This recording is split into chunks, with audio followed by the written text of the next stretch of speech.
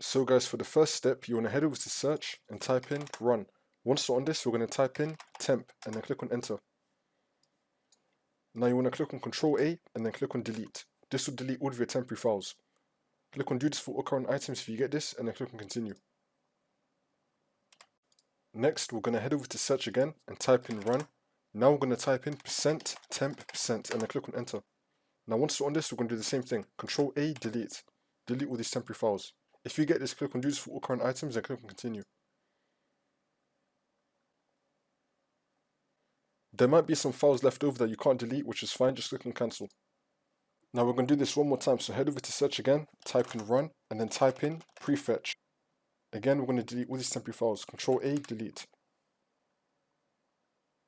For the next step, we're going to head over to search and type in CMD. Then we're going to run it as administrator. And then click on yes.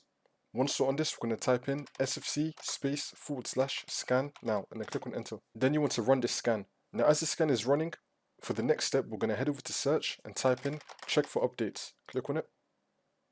Once you're on this, we're going to check for updates and do all the updates that our computer may have. Now once you complete everything in this video and you complete both these scans, you're going to restart your computer and then the problem should be fixed.